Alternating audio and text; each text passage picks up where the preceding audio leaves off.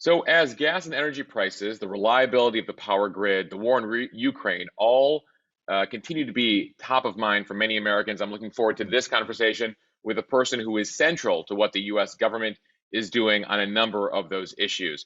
Commissioner Willie Phillips was confirmed by the U.S. Senate to run the Federal Energy Regulatory Commission this past November. FERC oversees the national electrical grid and is charged with enforcing laws that protect consumers and ensure fair competition in electricity and natural gas markets. More on that in a second. Prior to taking over FERC, Phillips most recently served as the chairman of the Public Service Commission in DC. He's an experienced regulatory attorney. He has an extensive background in areas of public utility regulation, including at the North American Electrical Reliability Corporation. Commissioner Phillips, thank you for joining me. Thank you for having me. It's a lot of acronyms there, a lot of alphabet, Washington alphabet soup, my friend. You know, I have to confess, our industry is overly technical at times, and then the alphabet soup is real. It's real. Yeah. We got to do something about it. So let's start with some of that alphabet soup, because I think a lot of Americans know that when they come home, they turn on the lights if they're paying their power bills. That they plug something into the outlet and it works. When they go to the gas station, there's gas to be able to fill up their cars typically. So I want to start with the basics here. What does FERC do, and where does it sit in the federal government, and how are average Americans impacted by it on a day-to-day basis? That's a great question. You know, as you mentioned at the top of this call, FERC, we really are the federal agency that's responsible for regulating utilities, electric and gas utilities, especially within interstate commerce. And what that means, if you think about like the very large, high voltage power lines that you see along the highway, or huge pipelines that you see on the news or on TV that transports natural gas and oil back and forth, those are the systems that we regulate, and the companies that work in that industry, those industries, they have to come to FERC for approval of any projects, any changes to their tariffs, their rules, their prices. That's where we come in. And the main thing, we also have oversight over reliability of the system. And that's where I think it touches your audience and the customers around the country the most. Because it is the most surprising thing when you go to the wall and you hit that switch and the power doesn't come on. I think that reliability is job number one. Where are we right now when it comes to reliability? How would you grade us? What is the state of our infrastructure when it comes to that? We know it's interesting. I used to work at a company called NERC. It's an organization that has designated authority from Congress to focus on reliability. FERC has oversight over NERC. And they're focused, they're like the reliability watchdog. And each year they give an annual report to detail exactly, what is the level of reliability for the country. Having reviewed the most recent report, I can say to you that I think our level of reliability is adequate. Of course, a big part of reliability is cybersecurity. And that's something that we know, given the geopolitical place where we are in the world right now, is of great concern and something that I'm personally focused on, and something that we're focused on at FERC. Yeah, I want to get to cybersecurity in a second here. As we talk about the war in Ukraine, there's multiple ways to be thinking about it. There is, what is top of mind for many folks, just energy prices. And then there's the impact or the potential for Russian cyber attacks on our infrastructure. So how are you, as you look at and focus in on the war in Ukraine, how is it impacting your work, and how are you both managing everything when it comes to natural gas and energy prices, as well as ensuring that we have proper cyber defenses? I believe that the war in Ukraine, the conflict with Russia and Ukraine, has been a bit of a wake-up call for the industry. I believe we've seen lots of attention on the issues of energy and gas prices around the world. And I think the main thing that we can do at FERC is to make sure that we don't have any additional hurdles in place that can help Americans to get to the energy they need, and to help keep prices as steady as we can. Of course, no one agency, no one individual has control, over something as vast as energy prices. But I think it's important that, and it's top of mind for me, as I do my work, I think we need to refocus on three things: affordability, reliability, and sustainability. So specifically, though, I know part of what's happened with the war in Ukraine is we're now offering some U.S. natural gas to our European allies as we all try to do everything we can to sanction the Russians and effectively put pressure on Vladimir Putin to end this war. Can you talk to us about how it's impacted the work of the Commission and how you're going about both ensuring the U.S. gets as much energy as it needs given the changes with Russia, but also how the U.S. is helping to supply other allies? So this is something, an area where we share jurisdiction with some of our federal partners, DOE in particular. And one of the things that we've seen increased interest in is LNG, liquefied natural gas. And we're domestically here, FERC has jurisdiction over. When you talk about internationally, that's really DOE that handles the decision-making regarding, the supply of LNG that's been distributed to our allies abroad. With that being said, where we can issue more licenses, where companies are coming into us, FERC is making sure that we take a hard look to make sure that, like I said, once again, we're doing everything we can to enable the companies that provide this. We have an abundance of the resource in the United States right now. And this is something that's really happened over the course of the last decade or so. And so when you talk about something like, worldwide gas prices and pressure and emissions, quite frankly, because we have to keep our eye on the clean energy transition, I think this is an opportunity for us to make sure that we can do everything we can to help our allies and also help them and help the world achieve our climate goals. Yeah, no, and I want to get to that challenge of like both ensuring prices are down and also taking the climate into account in a second. Though I am curious, as the big thing, if you talk to a lot of people, is how does the U.S. become more self-sufficient where we're not reliant on others? How is FERC approaching ensuring the U.S. can continue to be increasingly self-reliant for energy purposes? One thing that we can do and we are doing, we're focusing on transmission and allowing, and when I talk about transmission, we're talking about interconnecting clean and renewable resources. We have a huge backlog right now in the country of clean resources, solar farms, wind farms, offshore wind. These are the types of resources that we're trying to tap into and unlock to get onto the system. And I think diversification of our resource mix in the country can go a long way to energy security and, I believe, reliability of the system. Traditionally, we focused on fossil fuels, natural gas, coal, and nuclear. Those are the resources that provide the energy that heats our homes, our businesses, and our schools. Increasingly, we see states, they have renewable portfolio standards. About 38 states, I believe, have these standards, and these are goals, renewable energy goals. And FERC plays a role in making sure that the resources are there to meet those goals. So let's talk further on natural gas. So we're the world's largest producer of natural gas. It helps us meet, based on the last chart I saw, 1/3 of our energy needs, basically tied with petroleum there.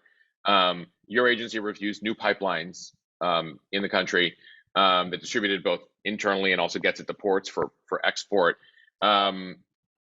Was following the headlines in recent months as Senator Manchin brought you before Congress. Critical of what he said were barriers FERC was putting up to creating new pipelines. Your agency had said it's going to give increased focus to the environmental impact and potential impact on climate change for new pipeline projects. FERC then revised that in March. Senator Manchin has now praised that revision.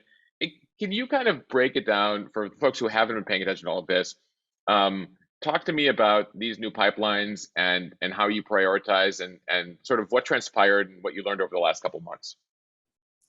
Well, thank you for the question. And without getting too far into the weeds, shortly after I joined FERC, of course, we were called down to the Hill by Senator Manchin. I I had a couple intense conversations with him myself about the issue, and I'll tell you this: that's a part of the job. Congress has oversight over FERC, and they need to understand, the rationale for our decision making. What we were trying to do at FERC is, and this was before the Russia-Ukraine conflict, is to really focus on the policies in place that govern our approval of new natural gas pipeline projects.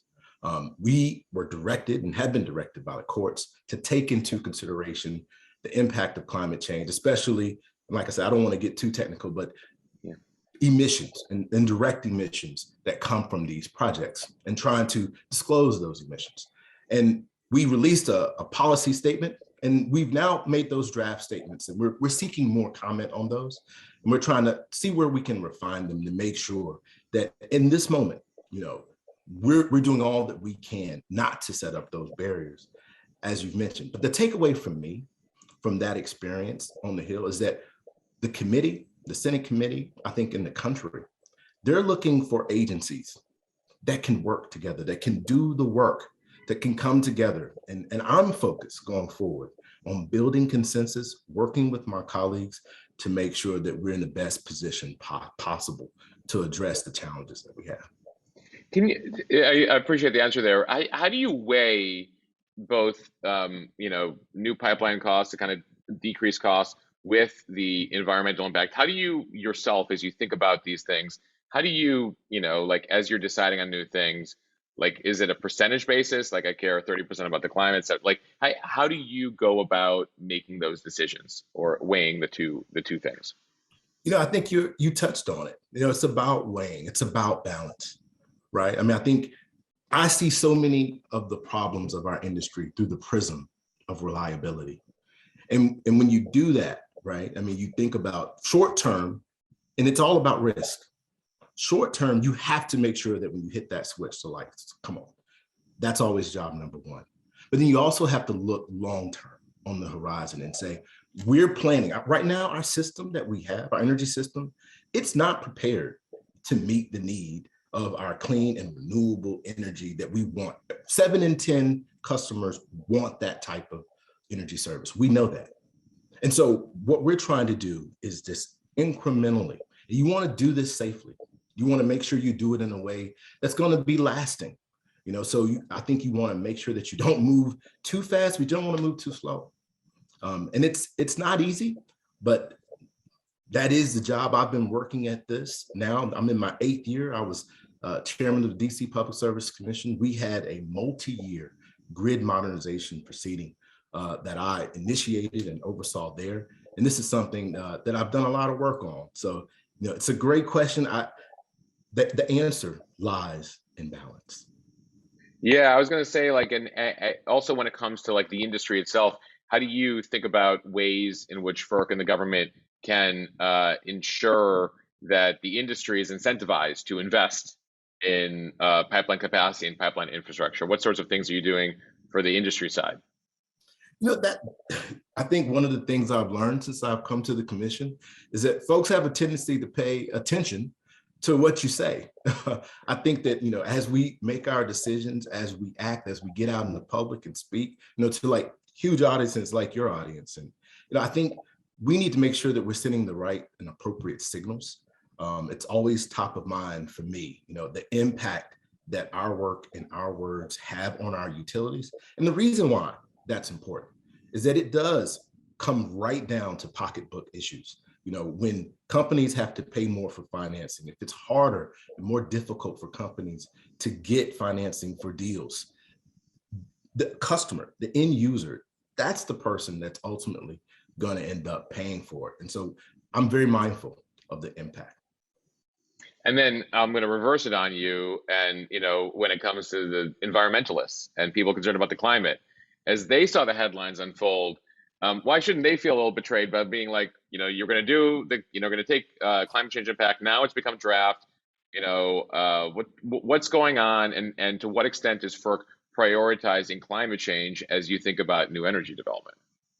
No, I think that's a very fair question. And to be clear, I'm committed. I believe that, the direction of the administration, I believe that we're on the right track, moving towards, I think you have to do both, right?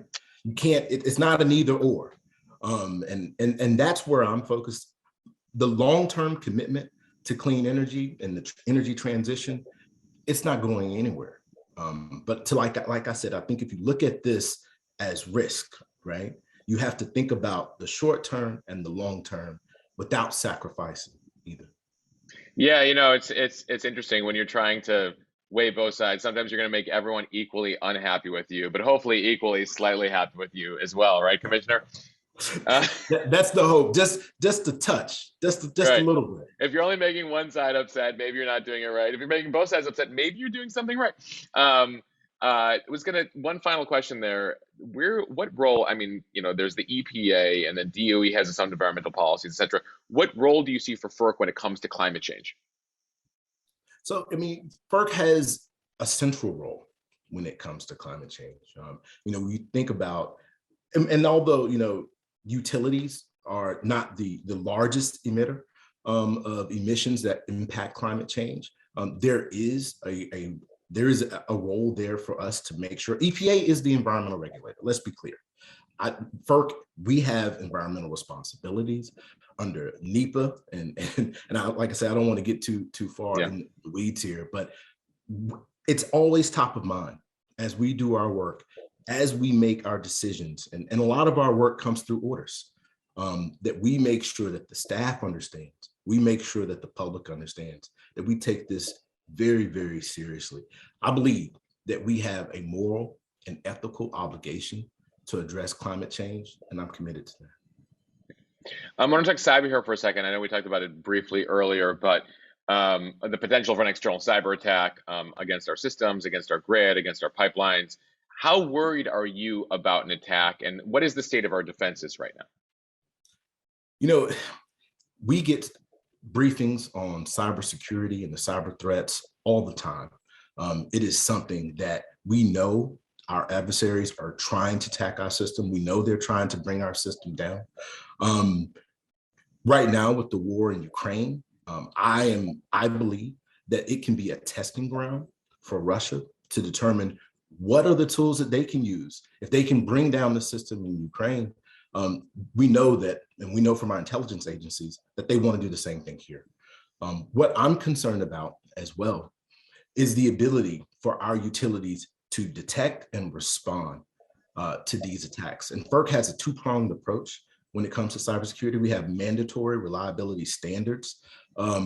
These are focused on our critical infrastructure in the nation. We also have the second prong, which is working collaboratively with our utilities, with our partner agencies to make sure that we share lessons learned, best practices. We come in, we can audit utilities, we can tell them, we can practice with them to determine what's the best thing to do in the event of a huge widespread blackout. How concerned are you though? Like, how concerned should the average person be about the state of our grid and the state of our defenses when it comes to this? And frankly, have there been major attempts over the course of the past 10 weeks? There are constant attempts, to be honest with you, on our systems, both with FERC, regulators, utilities. Like I said, we get reports all the time. With that being said, when you look at the grid, it's like a huge network of systems, of computers. And it is very difficult. It would take a very sophisticated actor to do the type of damage that we're talking about. To give you an example, if you look at Ukraine, is a great place to start. Mm-hmm. Back in 2015, there was an attack on the Ukraine grid. And in that attack, you saw actual operators, you saw hackers take over their computer systems, and they went from substation to substation, shutting down each substation. I think it was like up to 30 substations that were shut down. And each time you knew that people were losing power. And this was in December, in the middle of winter. Over almost 250,000 people lost power in that one attack in 2015. Fast forward to April 8th, just recently, Ukraine officials tell us that they foiled an attack that would have blacked out almost 2 million people in Ukraine. That is what we're protecting our system against. Our utilities, you asked about how concerned am I? I can tell you right now, they are as prepared as any other critical sector in the country. And we continue to work with them. There's no 100% guarantee, but I can tell you right now, from working with our utilities, they're doing everything they can to be prepared.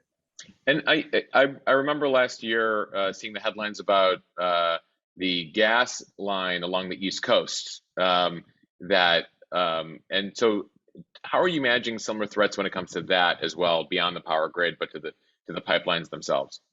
No, great point. I mean, Colonial Pipeline, which, interesting enough, it was a systems attack. It wasn't an operations attack, which is different than what I just described with the Ukrainian electric system. But look at the impact that had on gas prices up and down the Eastern Seaboard. I believe that we are in a wake-up call right now. And in a lot of ways, we've been a little bit lucky that something even more catastrophic hasn't happened. But we've also done what we need to do to be prepared.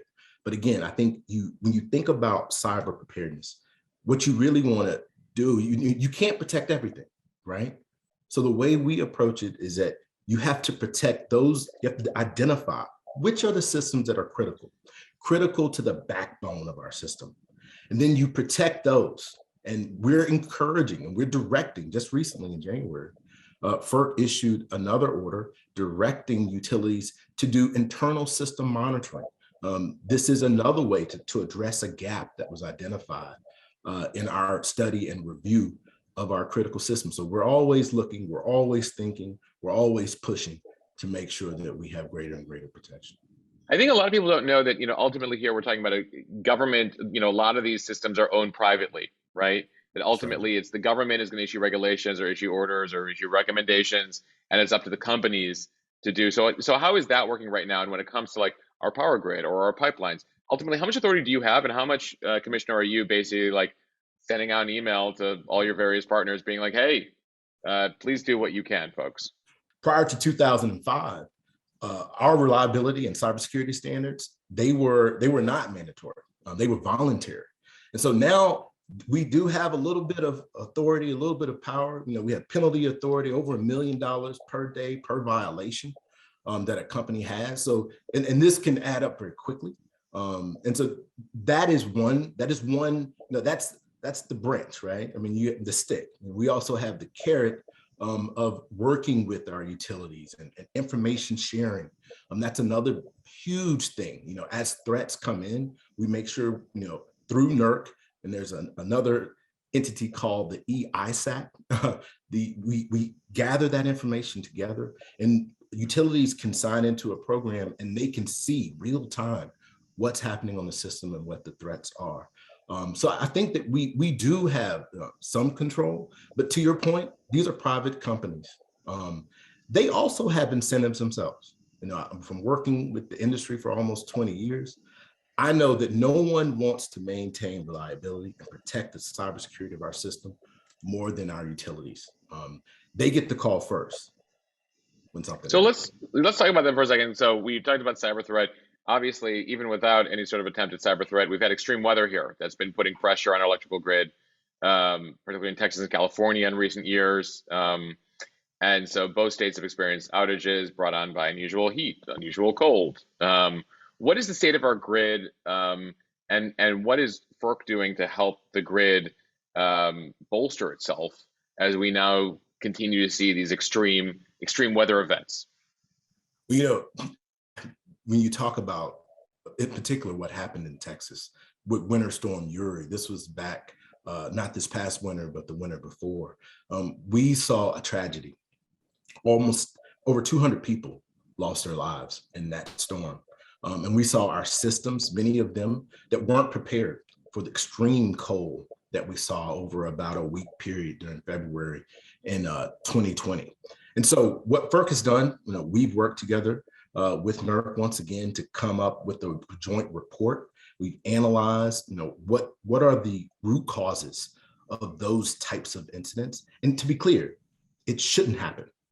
And we just brought in last week experts to come and testify before our agency to make sure that companies are on track. We have modified reliability standards to make sure that companies and utilities have a plan on file that they can follow to make sure, and we know from the testimony that we got last week, that companies are stepping in, they are addressing these issues, and we believe that they will be prepared to make sure that what happened with Uri won't happen again.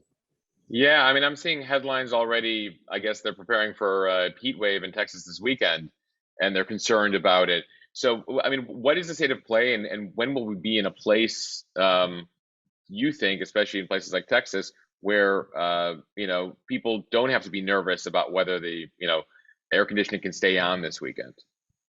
No, I think it's the impacts of climate change. We're seeing more and more increasingly these, we used to call them 1 in 100 year events that you plan for, or high impact, low probability events. And we're seeing them increasingly.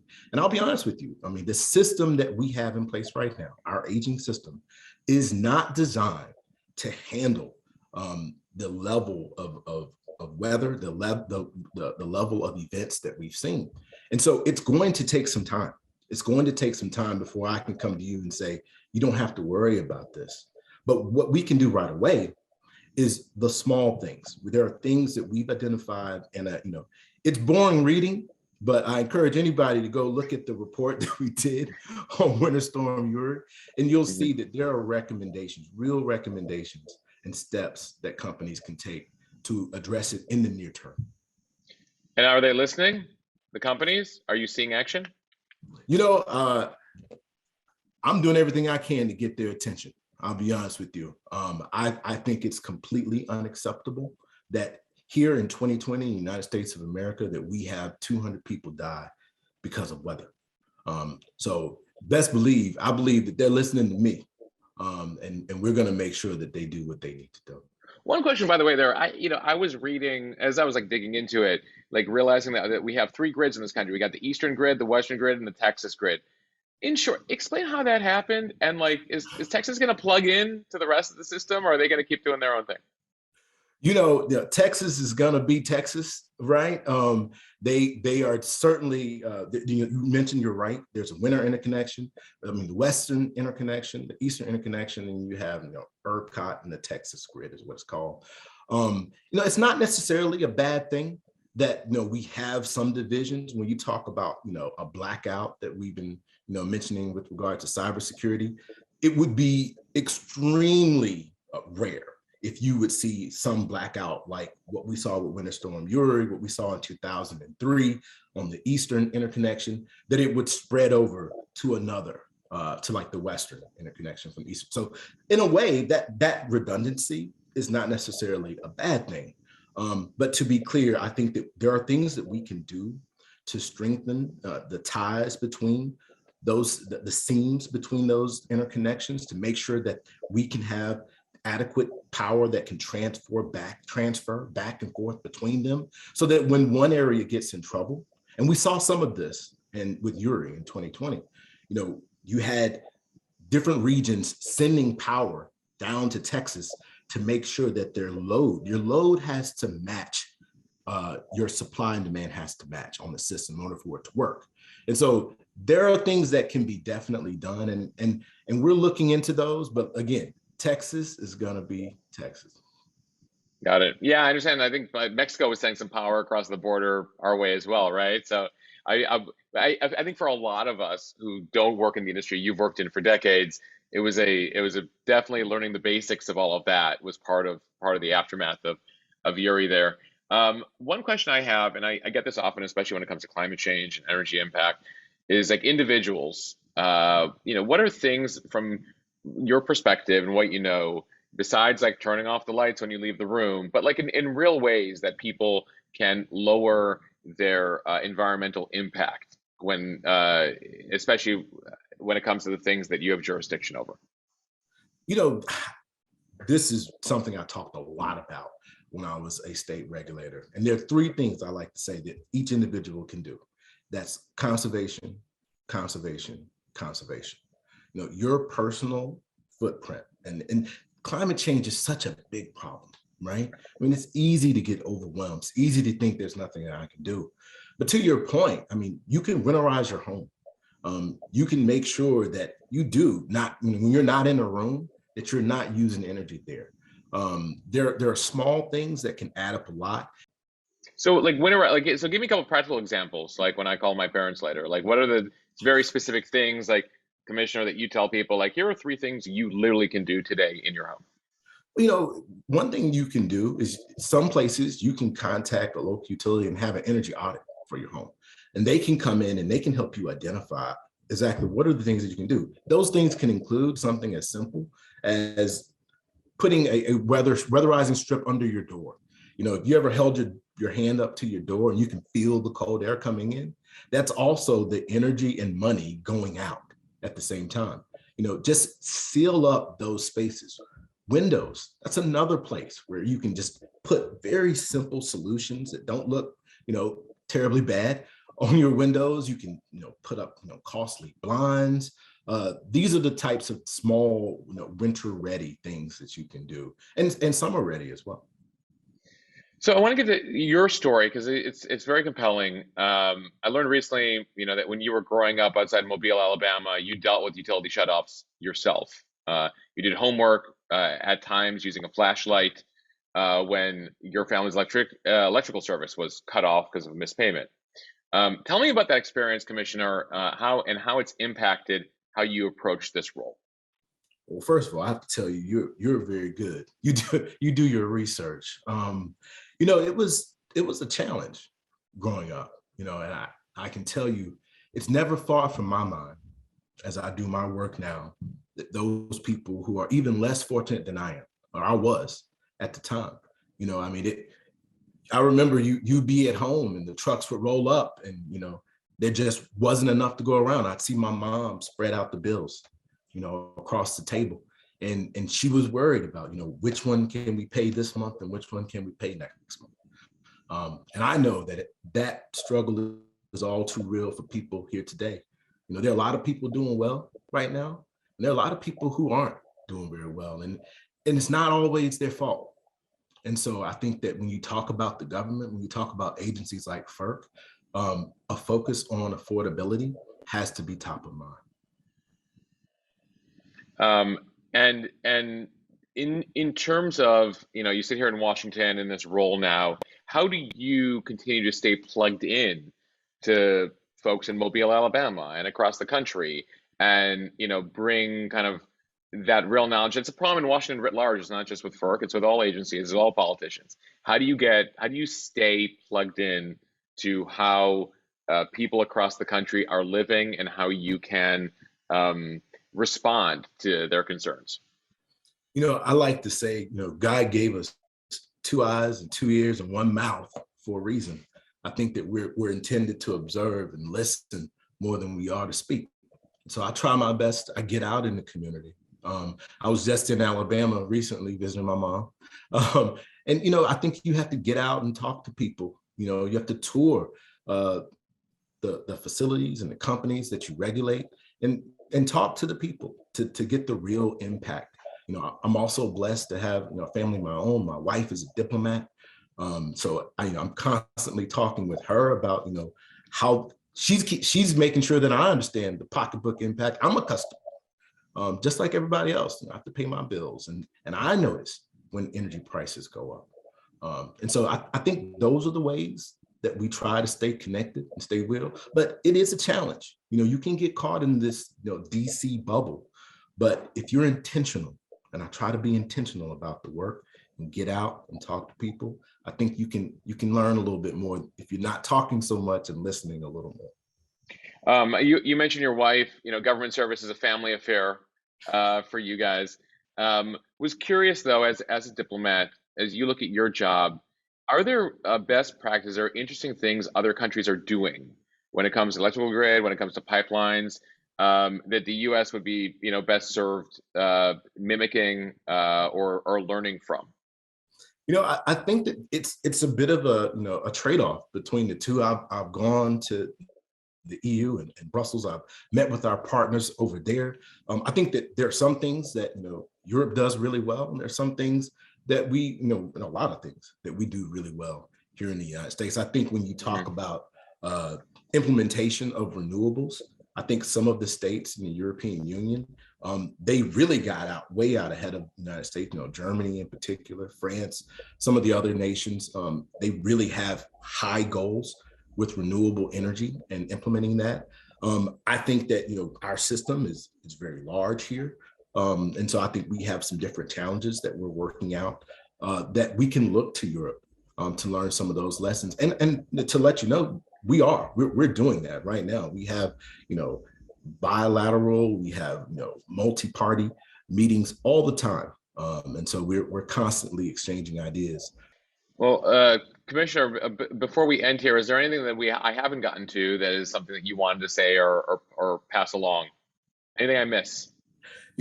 Again, I just want to thank you for the opportunity. I applaud you for the work that you're doing. I mean, the way you're growing your audience, it's impressive, and I just thank you for allowing me just to talk with them for a little while.